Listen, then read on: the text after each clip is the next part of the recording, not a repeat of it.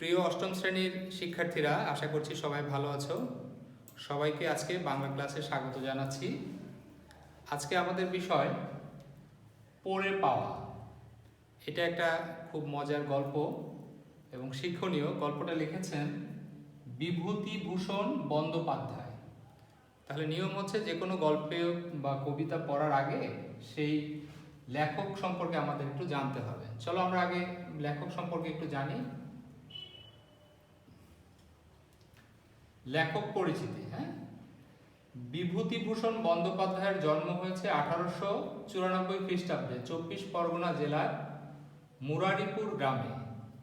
মাতুলালয়, মাতুলালয় মানে হচ্ছে মায়ের যে বংশধররা আছে, মামা বাড়ি নানা বাড়ি আর কি, ঠিক আছে, মাতুলালয়।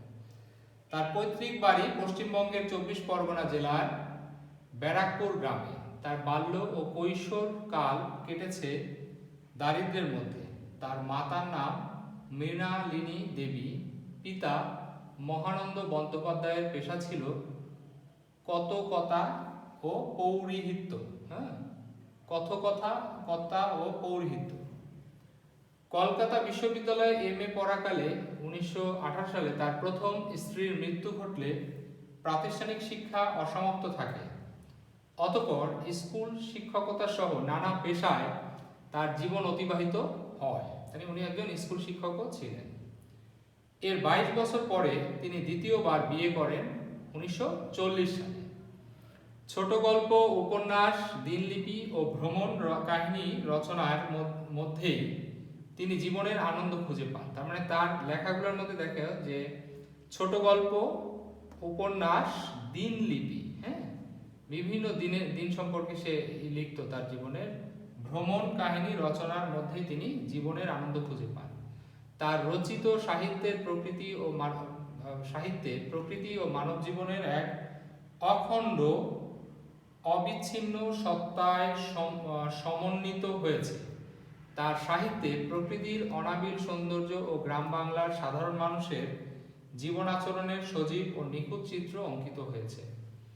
পথের পাঁচালী, অপরাজিত উপন্যাস যেমন তার শ্রেষ্ঠ কীর্তি, তেমনি বাংলা সাহিত্যের অমূল্য সম্পদ, তাই না? তাহলে দুইটা অমূল্য সম্পদ বাংলা সাহিত্যে, সেটা কি? একটা হলো পথের পাঁচালী, অপরাজিত।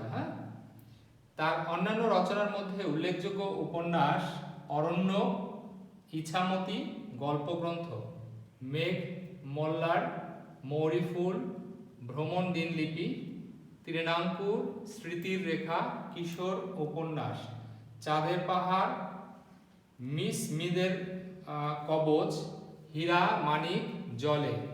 1950 খ্রিস্টাব্দে তার জীবনাবশ ঘটে। তাহলে উনি জন্মগ্রহণ করেছিলেন কত?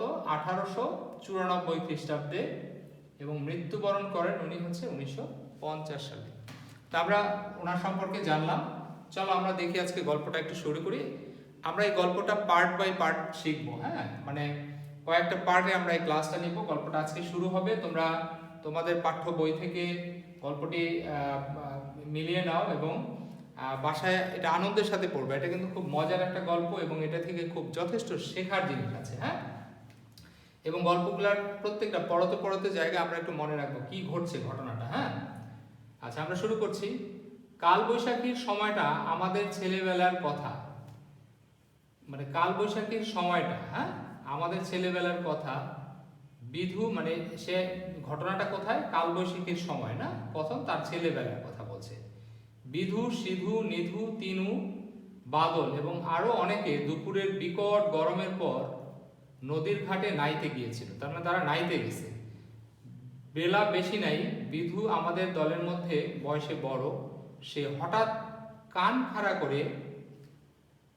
কি করলো? কান খাড়া করে বললেন, ওই শোন, ওই শোন। তো এই কথাটা যখন বলল যে শোন, তখন সবাই কি করলো? আমরা কান খাড়া করে শুনবার চেষ্টা করলাম। কিছু শুনতে বা বুঝতে না পেরে বললাম, কিরে?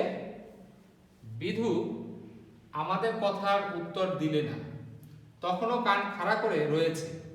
হঠাৎ আবার সে বলে উঠল, ওই শোন, আমরাও এবার শুনতে পেয়েছি। দূর পশ্চিম আকাশে ক্ষীণ গুড়গুড় মেঘের আওয়াজ। আসলে কালবৈশাখীর সময়টা কিন্তু হঠাৎ করে কালবৈশাখী নেমে যায়, একটু সময়ের মধ্যে দেখা যায় মেঘ কালো হয়ে একটা প্রকট আকার ধারণ করে এবং প্রচন্ড ঝড় বইয়ে যায়, তাই না? এটা সাধারণত মে জুন মাসের দিকে হয় আমাদের দেশে। তো এইরকমই একটা ঘটনা যে তারা গুড়গুড় আওয়াজ শুনতে পাচ্ছে, আওয়াজ শুনে ধারণা করে নিচ্ছে যে একটা বড় কিছু হবে। নিধু তাচ্ছিল্যের সঙ্গে বললে, ও কিছু না। বিধু ধমক দিয়ে বলে উঠল, কিছু না মানে? তাহলে কে বলতেছে? বিধু। হ্যাঁ, কারণ বিধু হইলো সব জানে। তুমি সব বুঝিস নাকি? তুই সব বুঝিস নাকি? বৈশাখ মাসে পশ্চিম দিকে ওরকম মেঘ ডাকার মানে তুই কিছু জানিস? তার মানে সে বলতেছে তুই কিছু জানিস? ঝড় উঠবে, এখন জলে নামবো না, কাল বৈশাখী। আমরা সকলে ততক্ষণে বুঝতে পেরেছি ও কি বলছে। কাল বৈশাখীর ঝড় মানেই আম কুড়ানো। তার মানে ওর কিন্তু বিধুর কিন্তু একটা উদ্দেশ্য ছিল যে সে ঝড় হলে গোসল তার দরকার নেই, এখন সে আম কুড়াতে যাবে। বারুচ্ছেদের মাঠের বাগানে চাপাতলির আম এই অঞ্চলের বিখ্যাত। দেখো, একটা জায়গার কথা বলেছে এবং সেই আমের কথা বলছে। চাপাতলির আম কোথায়? বারুচ্ছেদের মাঠ, তার মানে একটা মাঠের মধ্যে যে চাপাতলির আম গাছ অঞ্চলের যে আম আছে চাপাতলির, সেটা মিষ্টি কি এই সময়ে পাকে, ঝড় উঠলে তার তলায় ভিড়ও তেমনি, যে আগে গিয়ে পৌঁছতে পারে তারই জয়। সবাই বললাম তবে থাক, কিন্তু তখনও রোদ গাছপালার মাথায় দিব্যি রয়েছে। তার মানে আকাশটাকে দেখে বোঝা যাচ্ছে না যে ঝড় আসবে, কিন্তু বিধু কিন্তু একজন এক্সপেরিয়েন্স, মানে অভিজ্ঞতা তার অনেক আছে, সে আগেই বুঝে ফেলছে যে কিছু একটা ঘটবে।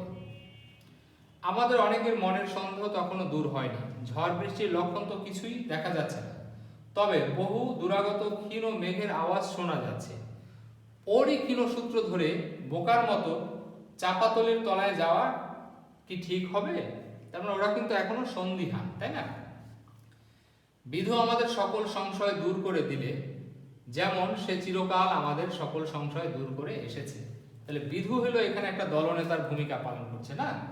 বিধু সবসময় সবাইকে এনকারেজ করে এবং বিভিন্ন কাজের মধ্যে নিয়ে যায়, তাই না? সব জায়গায় একসাথে বিচরণ করে তার নেতৃত্বে।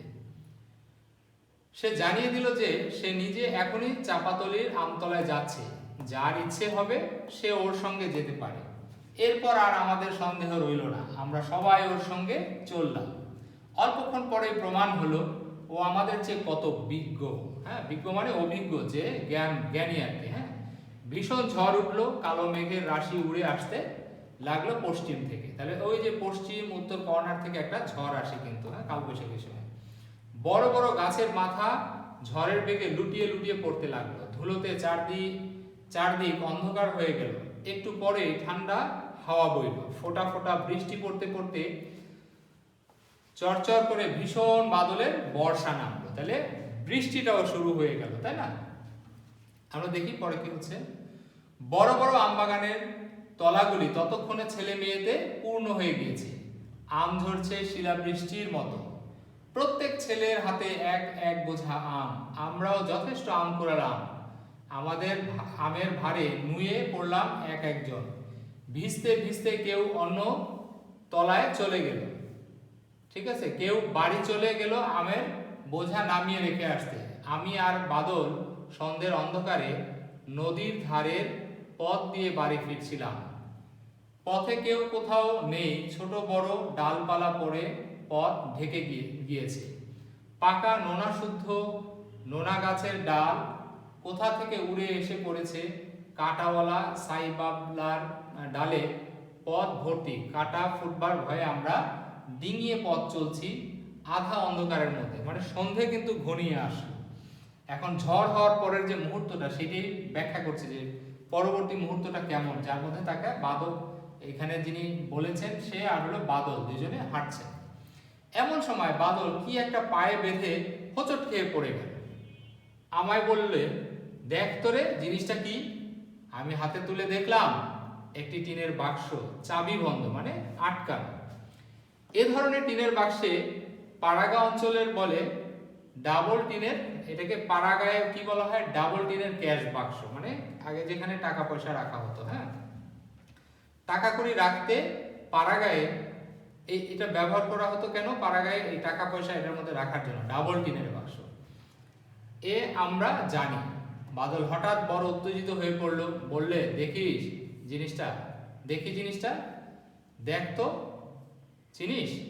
চিনি, ডাবল টিনের ক্যাশ বাক্স, টাকা কড়ি থাকে, তাও জানি। এখন কি করবি? সোনার গহনাও থাকতে পারে। ভারী দেখছিস কেমন? তা তো থাকেই, টাকা গহনা আছেই এতে। তো তারপরে ওরা একটা কি পেল? ডাবল টিনের বাক্স পেল, হ্যাঁ, ক্যাশ বাক্স পেল ডাবল টিনের। এইটা পাওয়ার পরে তারা এটা নিয়ে আসলে নিজেদের মধ্যে একটা জল্পনা কল্পনা করছে। টিনের ক্যাশ বাক্স হাতে আমরা দুজনেই সেই অন্ধকারে তেঁতুল তলায় বসে পড়লাম। দুজনে এখন কি করা যায় তাই ঠিক করতে হবে এখানে বসে। আম যে প্রিয় বস্তু, এত কষ্ট করে জল ঝড় অগ্রাহ্য করে যা কুড়িয়ে এনেছি, তাও এক পাশে অনাদৃত অবস্থায় পড়েই রইল। তার মানে এখন আর আমের প্রতি তাদের দৃষ্টি রইল না। তারা কোথায় দৃষ্টি দিল? তারা দৃষ্টি দিল ওই ডাবল টিনের ক্যাশ বাক্সটার দিকে। থলেতে বা দড়ির বোনা গেজেতে। বাদল বলল, কেউ জানে না যে আমরা পেয়েছি। তা তো বটেই, কে জানবে আর? এখন কি করা যায় বলো? বাক্স তো তালা বন্ধ, এখনই ইট দিয়ে ভাঙি যদি বলিস তো। ও, না জানি কত কি আছে রে এর মধ্যে, তুই আর আমি দুজনে নেব, আর কেউ না। খুব সন্দেশ খাবো। আসলে ছোটবেলায় যেটা হয়, খাওয়া দাওয়ার প্রতি একটু থাকে, দেখো না কিভাবে সে সন্দেশ খাওয়ার চিন্তা করেছে। আসলে তো বুঝে নেয় যে এটা একটা অনেক গুরুত্বপূর্ণ জিনিস প্রথমে, তাই না? ঝড়ের ঝাপটা আবার এলো। আমরা তেঁতুল গাছের গুড়িটার আড়ালে গিয়ে আশ্রয় নিলাম। তেঁতুল গাছের ভূত আছে সবাই জানে, কিন্তু ভূতের ভয় আমাদের মন থেকে চলে গিয়েছে। অন্যদিকে আমাদের দুজনের সাধ্য ছিল না এ সময় এই গাছতলায় বসে থাকি। বাদল বলল, শীতে কেঁপে মরছি, কি করা যাবে বলো? বাড়ি কিন্তু নিয়ে যাওয়া হবে না, তাহলে সবাইকে ভাগ দিতে হবে, সবাই জেনে যাবে। কি করবি এখন? তাহলে তারা এখন একটা সন্দেহের মধ্যে পড়ে গেল যে এই যে বাক্সটা পেলাম, এখন আমরা এটা কি করব? তো যেটা হয়, ছোটবেলায় অনেক বুদ্ধি থাকে, বুদ্ধিগুলো একটু স্বল্প থাকে, স্বাভাবিকভাবে ছোট মানুষের মতোই হয়। তো এখানে ওরা কিন্তু একটা জল্পনা কল্পনা তৈরি করছে।